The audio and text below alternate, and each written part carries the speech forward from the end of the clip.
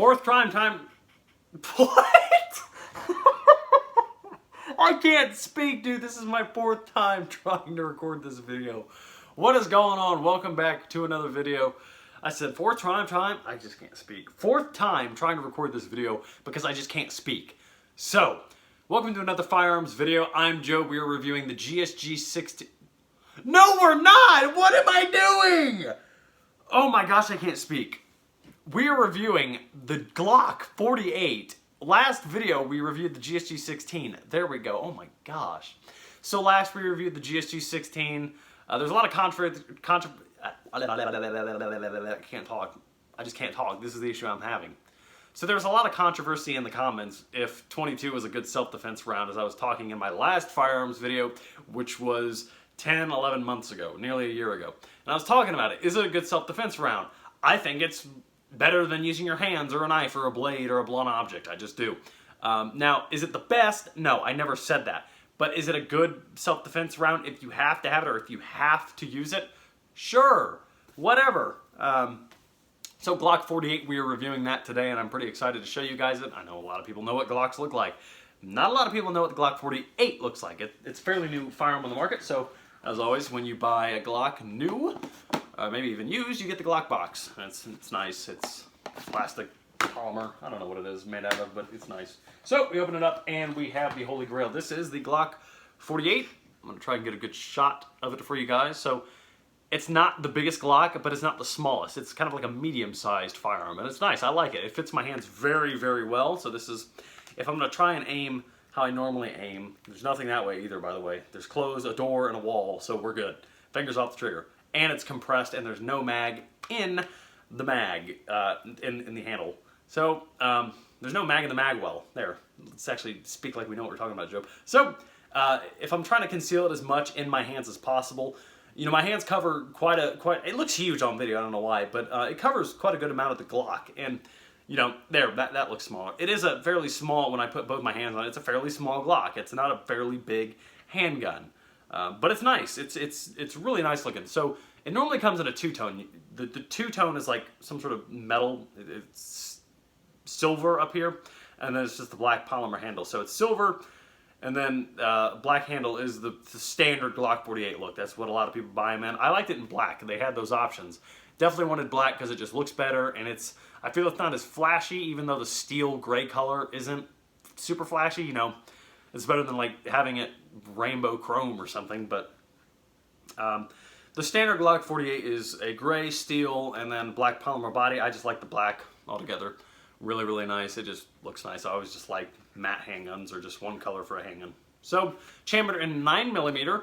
That is a good self-defense round for people that want to argue. And I do actually have one of the mags. I got two. It comes with two mags. You buy it new. This is loaded up with Hornady Critical Duty 9mm self-defense. So this is my first time owning a handgun. I wanted to know in the comments if you guys know the reason for this. When the mag is fully loaded, which by the way, Glock 48s hold 10 rounds. That can be a downside of Glocks. Of Glock 48, the Glock 48 mag, we'll talk about that. So I was wondering why it does this. So if I'm just putting in this mag normally, if it's fully loaded up with this critical duty, with target ammo, the Glock works fine. But I have to give it a little bit of an extra, you hear click, push for it to lock in. Now with a normal mag, same amount of force and it clicks in. But with this fully loaded with critical duty 9mm, I have to push it a little bit more. I have to push it harder, then it's locked in. Doesn't make sense. Leave a comment as to why that would do that. This is 9mm, so it's going to work in the Glock 48. But, weird. Very weird. Just standard 9mm critical duty self-defense. Nothing fancy about it that's not going to make it chamber. But I am curious. I got to take it down to the range and test it. Anyway, Glock 48, now we have a mag in the mag well. A very beautiful gun, and it's just a basic Glock. I mean, it's out of the box. I haven't done anything to it. I haven't added anything to it. I haven't changed the sights or anything. Same, it's stock. But it's really, really nice. So again, these mags are 10 rounds. They're 10-round mags. Standard Glocks hold a lot more. They're double stack. This is single stack, meaning the rounds stack in a single file all the way down until it's filled up. With double stack, you stack on both sides of a double stack magazine. You can hold more ammo, like 15 rounds, 18 rounds, 20 rounds, whatever, depending on whatever firearm you have. but it's still a really nice firearm, and that could be a downside. People say that's a downside for the Glock 48 is you don't get to hold a lot of rounds for it. Now you can buy extended mags. I wouldn't say extended mags. You can buy extended attachments that extend past the bottom of the magazine, or you can buy a double stack magazine that a company makes for the Glock 48. I kind of like the extended look. They have like red, gold, silver, little extended pieces. They're just kind of like a square that fits on the bottom of your mag. Really cool. It could hold 2 to 4 rounds. I definitely want that. That looks like something out of kind of like John Wick-ish. That looked like something John Wick would have, if you don't understand. Okay, anyway. So, Glock 48, again, lovely, lovely. I'm going to do a takedown, breakdown on the bed so you guys can see how to take apart a Glock, because it's basically the same for any other Glock. But again, leave a comment as to why I would do it. So, normal mag, it's already in, with just normally how I push it in. With this, I have to give it, well, that time it worked. But you have to give it a little extra push. I don't understand. So, anyway, with functionality, it doesn't take a lot of force to rack the slide. I mean, it really doesn't. Check to make sure there's not a round in the chamber, and compress it. So, with the Glock 48, and I've heard other people complain about it, there is a lot of trigger weight to this. And there is. I've shot other firearms, shot other handguns, and this has like the heaviest trigger pull that I've had. What is it, like? I think they said it was like 8 to 12 pounds, 14 pounds, 11 pounds, somewhere in that area. So it does take a little bit of force to compress the trigger and pull it, which can affect your shot sometimes if you're always having to struggle to pull it back. But with slow, steady, and a good hard pull, and it's all right, you're going to be getting your shots on target as long as you're taking your time and you're not being reckless. That goes with any firearm, no matter how light or heavy the trigger is. There you go. Glock 48. Again, very nice. Chambered in 9mm. I'm going to give you a really up-close look at this. Really, really, really nice firearm. I think this rang up 460 to 470 by the time everything was done. Everything was checked out, tax was added. So nearly a $500 gun, brand new, but the listed price was like $399.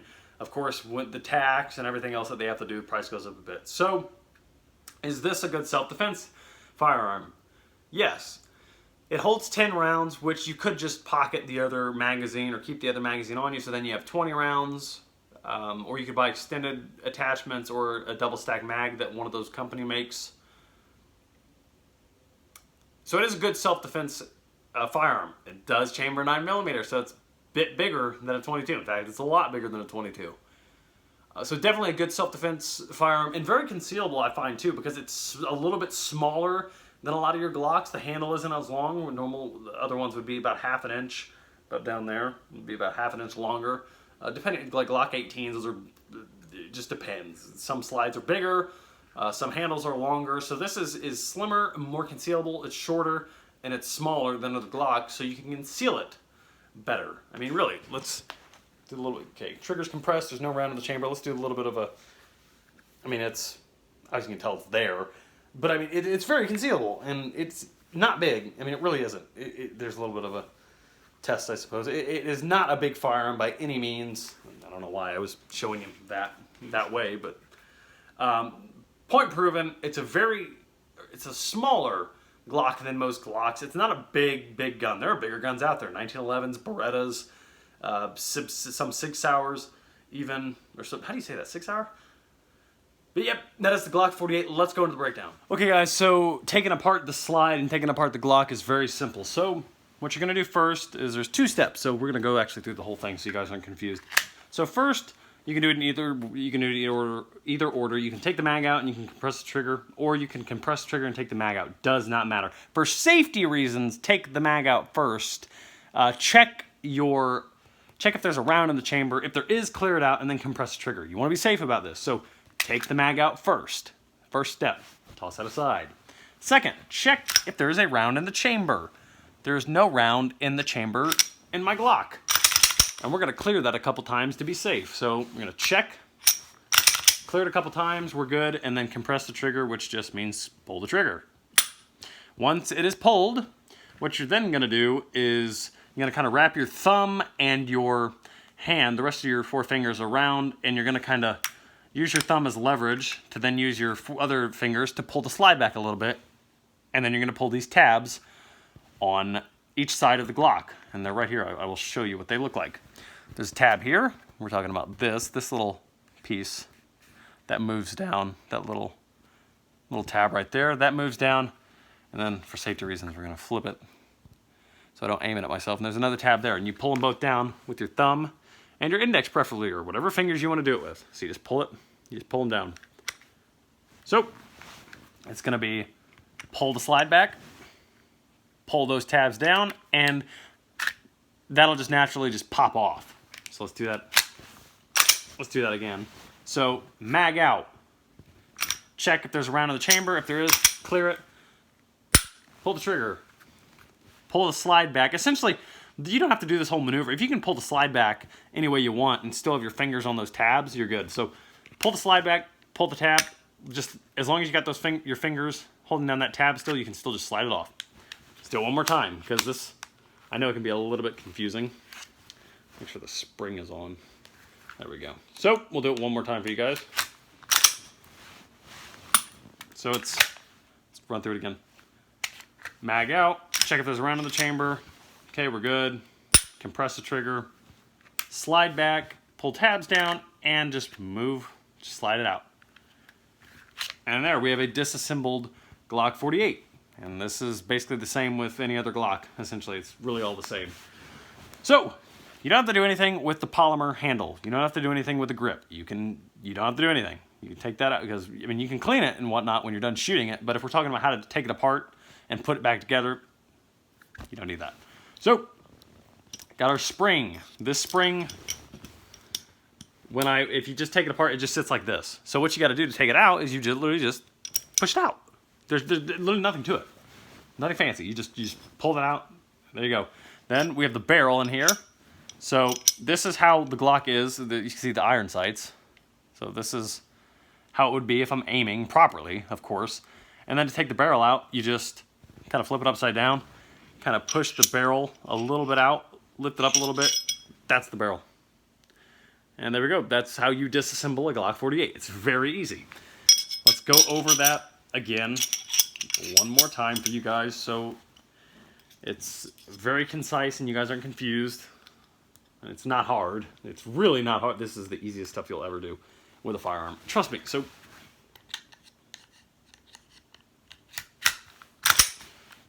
okay. So magazine out. Check this around in the chamber. We're good. Compress the trigger. Pull slide back. Pull tabs down. That's it. The spring, you'll literally just pick it out. You just don't have to do anything. You just use your fingers. Push on the spring. Lift it up. Take it out. Then we have the barrel. This is the barrel. It just kind of sits in there. And the way it sits in there is, it doesn't sit... Whoop, I just dropped it. Are you serious?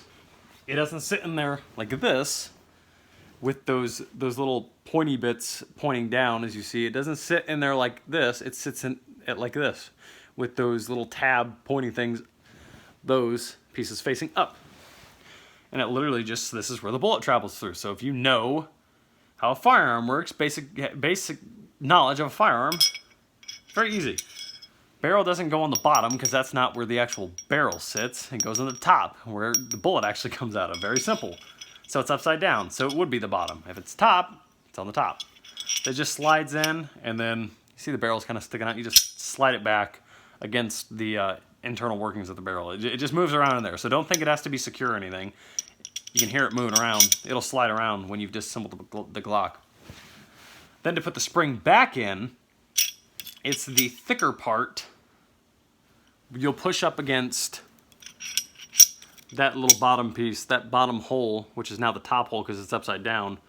You will push the thicker side of it. You got a thinner side just down there and a thicker side. The thicker side you'll just kind of push and use the spring for it to actually compress a bit, and then you're gonna set.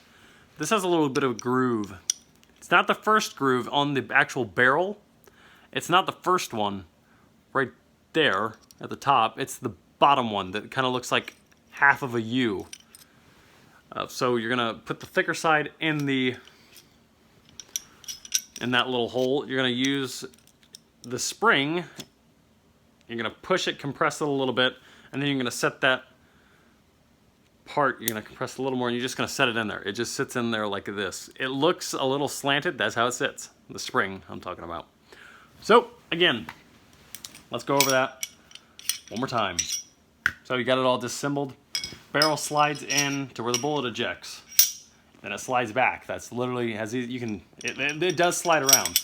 So don't think it has to be screwed in or anything. It sits in there loosely. Thick part of the spring goes in the hole that's actually available now. The only hole left that you can see, that top hole. Push the spring, use the spring, compress it a little bit, and set it in that groove, and you can see it sitting inside of that groove. Not the top one, there's a little notch, but it's the very last one. There it is, sitting in there. And then we put it back together. Now to put it back together, make sure the spring and everything's in there tight. You don't want the spring hanging out because it won't rack or slide. What you're gonna do is you're gonna line up, see those little 2 notches right here? 2 little notches, you're gonna line up the 2 little notches on the back. These 2, talking about that one right there, and then that one. You're going to line it up with that metal groove. Those 2 metal grooves you see right there and there. You're gonna line it up, and it'll just, there you go. That's how you do it, and you rack it to put the slide back on. There you go. Simple.